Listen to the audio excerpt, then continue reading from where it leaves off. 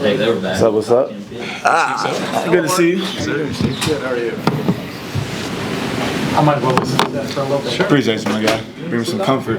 Welcome back. Sir. Thank you. A rare familiar face. Right. About the only one, huh? Right. You don't have to tell us your name. Who's got one? Rod, start it up. Seth, what were your main takeaways, lessons from last season, and what you thought needed to change coming into this year? You just got to bring it day in, day out in practice, open gyms, all that. You got to have that unity as a team. And if it's on the court but not off the court, or if it's off the court but not on the court, you're going to struggle, learn a lot. But those are some of the biggest things, and just continue just to battle through adversity was also one of the biggest things. We went through a lot of ups and downs last year. But we tried our best to stay together as one, hold each other accountable, just stay as a group, and we did a good job in that aspect. But those are some of the biggest things I took away. I know you got James and Zayden here, but lots of new faces. At what point was it no longer strange and weird just to have all these new guys here? You have to get to know, you have to sort of show them the way and lead, but also continue doing your thing. Yeah, I mean, our team, we came together and gelled super, super quick. I mean, say maybe the first couple of weeks max, things was like, all right, you know, these guys are still strangers, this and that, but I'd say max maybe 14 days, maybe even 10 days. I mean, we came together really, really quickly. We bonded, we gelled quickly, and it carried to on the court too. I mean, we hung out off the court all the time. We still do, and I mean, just the way we came together on the court in such a quick amount of time was super impressive. It was super impressive. So, is there an element of this that's kind of fun with all these new guys and just sort of the uncertainty and unknown that lays ahead? I guess when you look at it that way, I've never really looked at it that way, but I mean. I guess when you have a lot of new guys, a lot of new different things, it's a different composition than last year. Right. Last year got kind of difficult at times, and you articulated that. Is it fun with the idea of all the differences that you guys can kind of lay out? Absolutely. I think we'll be a much different team than the team I was on previously this past year, in good ways, of course. So, I mean, that is very exciting, very hopeful to see. So, yeah, there is that fun aspect of it. There is. So you're saying that you guys had gelled quickly. The newest of all the new additions is Luka, who still just got here recently. Like, what would be your early impressions on just him as a player, him as a person, how he can fit in, and you know, just what he's bringing to the table? Well, Luka as a person, super funny, super personable. He just wants to get to know you. He's just super curious about just American culture, you know, what we do, how we hang out, you know, what we eat, whatever it is. But super funny guy. I think he's really funny unintentionally, just because, you know, he's coming over from Montenegro and he's just so curious about things. But as a player too, he's just an incredible basketball player. Plays at his own pace.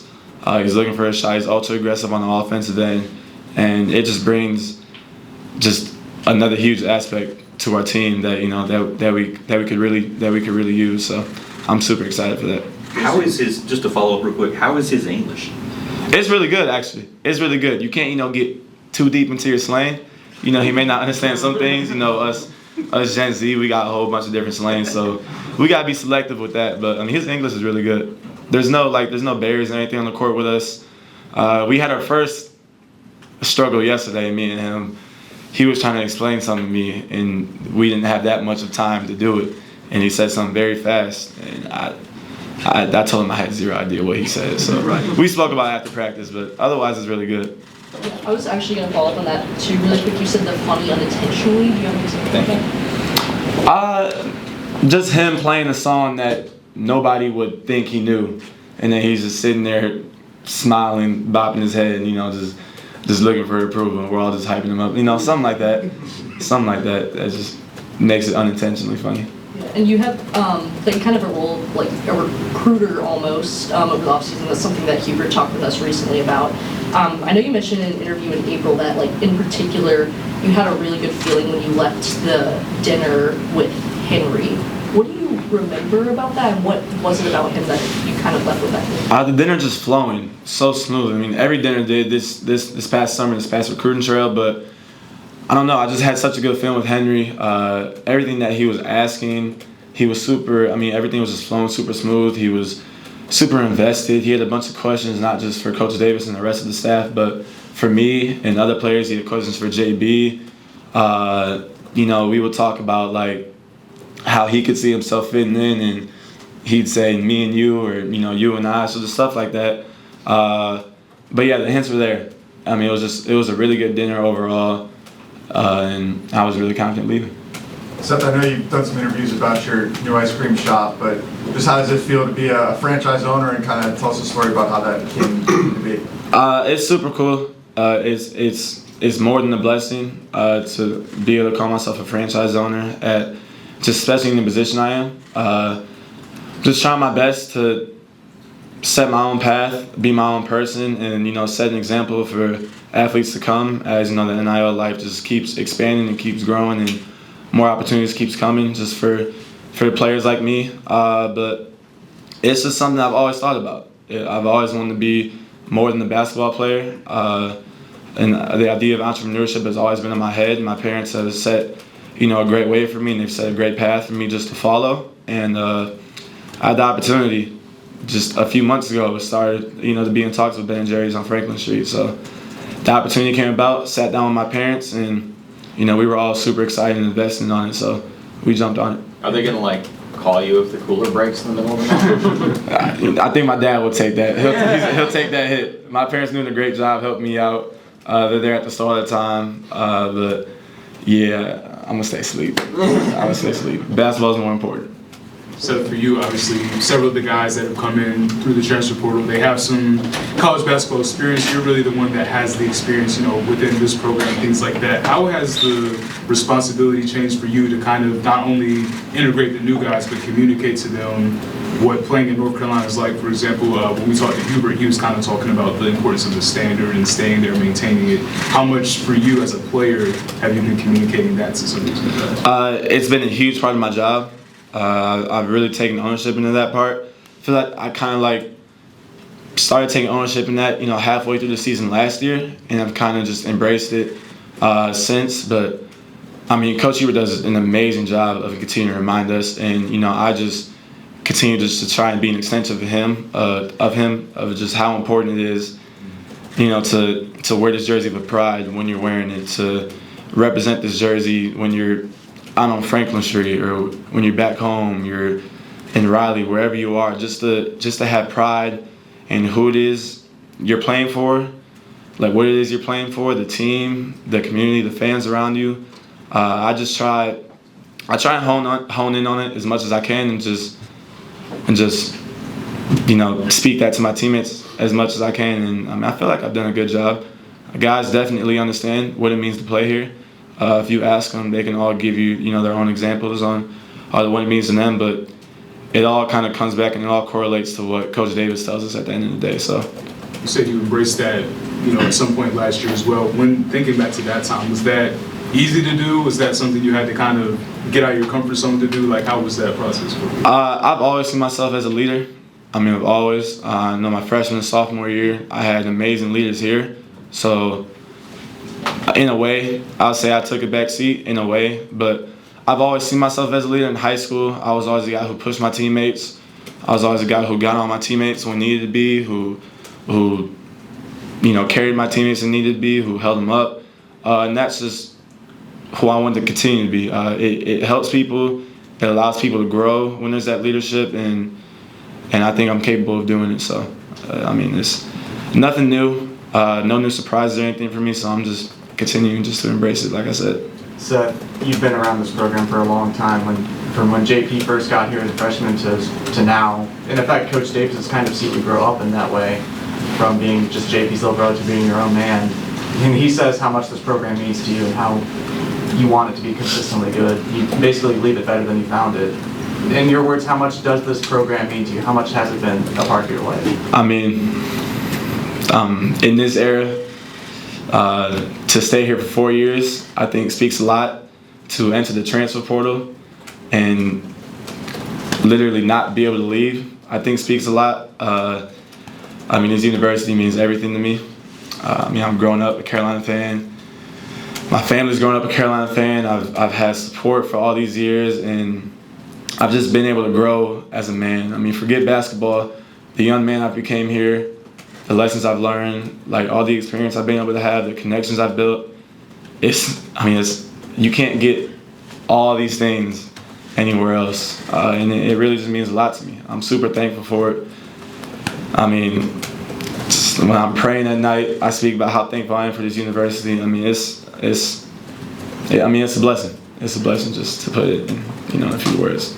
How will Kynes' role as a point guard differ from, say, Elliott last year or other point guards you've played with? And what does his skill set maybe allow the team to do this year that was maybe more difficult last year?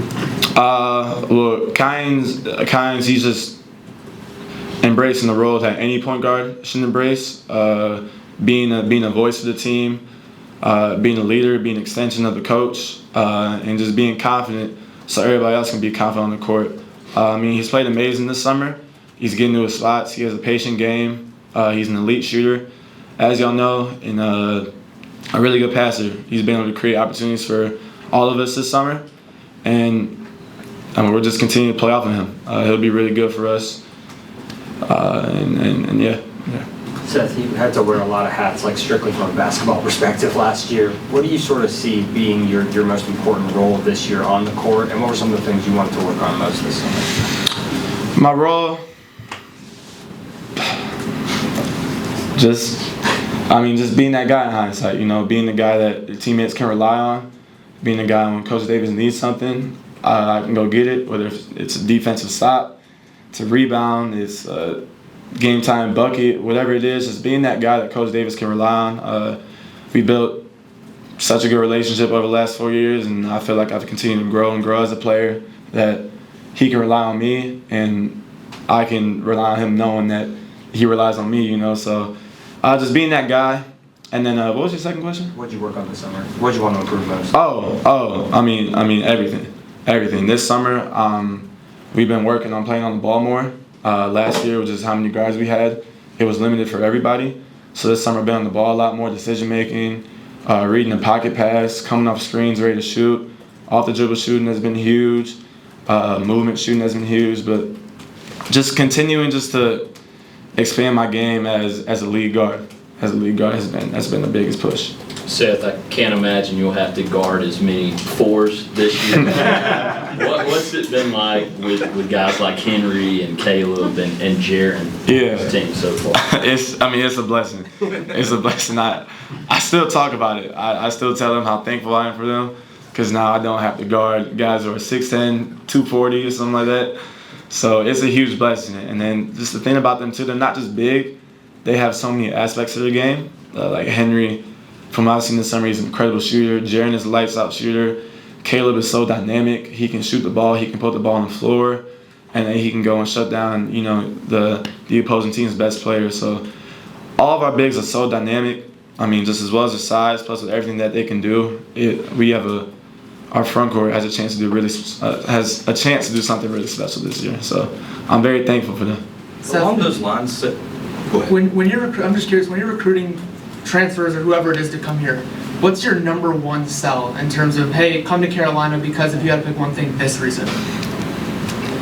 I mean, I guess the thing that I consistently tell these guys, is that we need them. We're not recruiting them for no reason. We're not recruiting them because Coach Davis is bored and he just wants to bring Henry in on a visit. It's because we need these guys and they have a chance and the opportunity to impact this university like many people dream about. There's so many people who would kill to be right here in this seat answering questions to y'all, and just continue to spread messages like that, remind them that we need them, reminding them and just letting them know that they can be such a pivotal piece, and just keeping it real with them. I guess telling them the truth is part of my pitch. Seth, what I was going to ask you real quick about what you were saying with the skill of the bigs that you have on this team, and with off the dribble shooting like you're talking about, in the half court, do you maybe see this group playing more pick and roll type stuff when you get into a half-court set and you're running something than opposed to previous years just because of the skill of the bigs? Well, maybe I won't say more. I don't know. I mean, I'll just have to tell you just to wait and see. But last year, we ran so much pick and roll. It's kind of hard to say whether or not we're going to do more or less this year, but we will be playing in the pick and roll a lot. Our bigs are such dynamic. They're very good poppers. They're great rollers. They're great screeners. So we're going to have to use that to play to the best of our abilities. But to answer if it's going to be more or less, I'm not really sure yet. But it'll be the right amount. Whatever it'll be will be the right amount. Was there something about Henry's game that kind of jumped out that surprised you and that you saw a couple times and you continue to see it again and again and again? That he can jump. Like he's not just tall. He's not just a 7-foot foreign guy, who you just see he can just dunk the ball. Like I can really throw it up to Henry. He's gonna go get it. He's such a dynamic roller. If I throw him a pocket pass and I'm leading him a little bit, he just has this burst out to the ball to beat the opposing big, and it's something that not a lot of bigs have, and it's going to create a lot of opportunities for us. It's going to open up our games a lot, and he's going to be able to create and just feed off himself for that. But how much does his athletic ability enable him to be able to get those lobs from multiple? He could start one place and get the lob going to the rim because he can get there so quickly. I'm not too sure because he is 7 foot. So there's 4 to 7 foot. Yeah, I mean no, but like for a 7-footer, he is very athletic. He's very athletic. He's very dynamic. He's quick. He can move his feet. So it's definitely better than the average 7-footer that you see in college basketball. I'll say that. So I know a lot of guys have come to you for on the court stuff as you've been around here for a long time. Since you've become an entrepreneur, have you gotten any guys come to you and ask you any advice about that off the court as well? None really in the locker room. They just give me a bunch of kudos. They support my business, like Zayden. Zayden has been there. It's leading up to an unhealthy amount of times, but I won't say it's unhealthy yet. But they've been huge supporters of me. But I mean, yeah, I have had some athletes reach out on social media, just asking questions, just saying congratulations, how'd you get into it, stuff like that. So, yeah.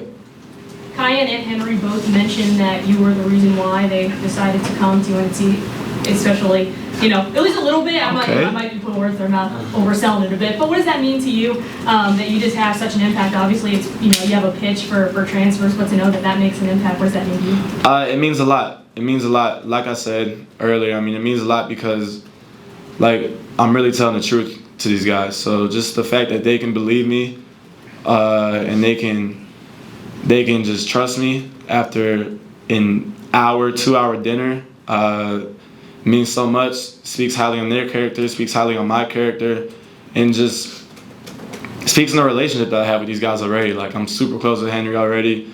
I'm super close with Kyan already. They're probably two of my favorite people to play with as of right now, just the way they move the ball, the way they play, and the way they just compliment me and the rest of the team. But I mean, it speaks a lot, and it speaks a lot of volume, not just on me, not just on those guys, but on this university too. Because like I said, everything that I told was no lies. I had no reason to tell you lies. Everything I told was the truth. And if it sells you, I mean, it just speaks highly in this university.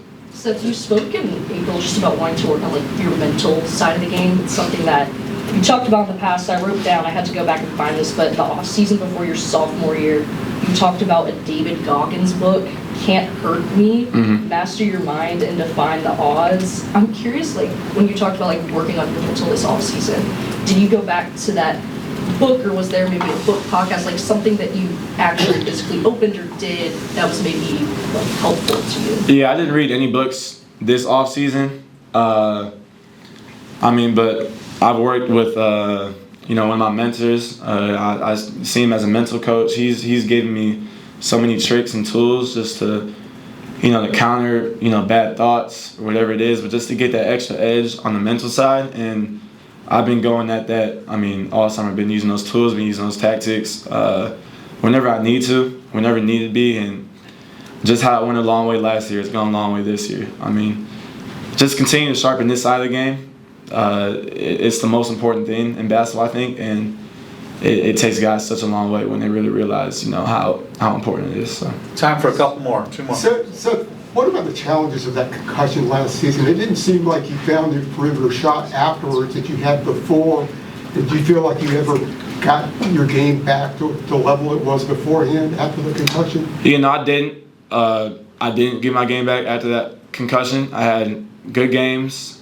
I had bad games, but the biggest things was just the inconsistency. After my concussion, I was fighting, and I honestly think that was part of the problem because I was trying so hard just to get it back and not just let it flow. But it is what it is. I mean, the concussion definitely affected me in that second half of the season, but I'm not going to sit here and just blame it on that because I'm sure I'm not the only one who's had a concussion that's had to come back and play. So it is what it is. I mean, it did, but I don't know. It's in the past, so. I guess kind of a middle battle, so to speak.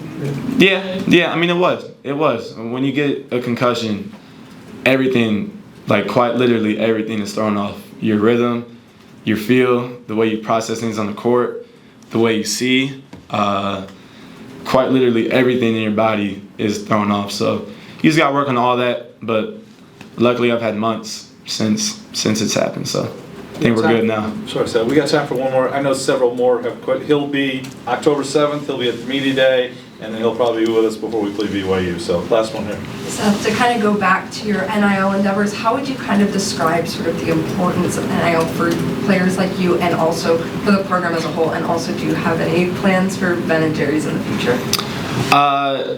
Well, I'll just speak on the Ben and Jerry's part real quick. I'm going to sit here and keep it a secret. I'll give y'all one. I'm trying to get Coach Roy flavor here on Franklin Street. That's one thing I really want to do. I think he's earned it. I think he's done enough to get himself a flavor. He's great to my family. He's great to his university. So I want to try and do that to him. I got to talk to corporate, so we'll see what they say. We'll see what they say, but I'm sorry. I need you to repeat the first part of your question.